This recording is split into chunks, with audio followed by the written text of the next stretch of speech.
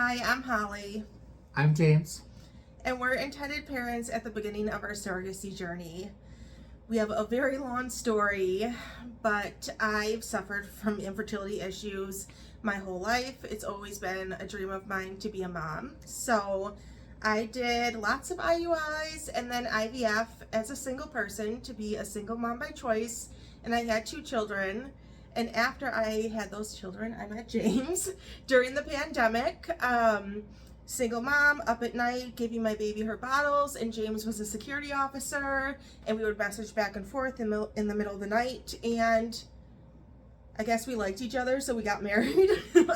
And we were like, we want to have a baby together. I would love to have a baby with a partner. James has never had the newborn experience, and I had 4 embryos in the freezer, so we're like, let's do this. We're gonna have a baby together.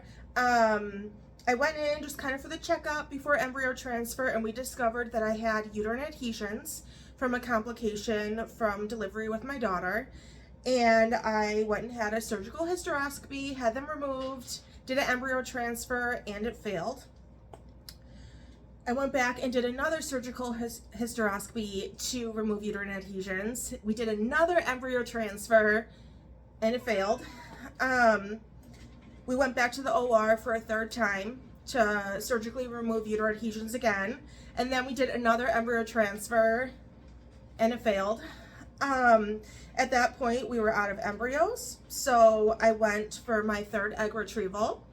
And we got a few more PGTA normal embryos. I went back to the OR again for a 4th time to remove uterine adhesions. And we transferred and we got pregnant.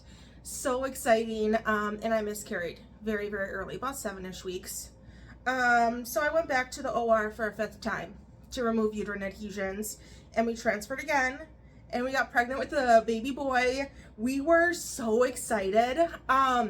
We got to the 2nd trimester, and I was like, hey, we should go to one of those fun ultrasound places. Let's take my mom just so she can see the baby. And when we went there, we discovered he'd passed away. So I had to have a DNC, and when I had the DNC, there was a lot of uterine bleeding. I had to have multiple transfusions.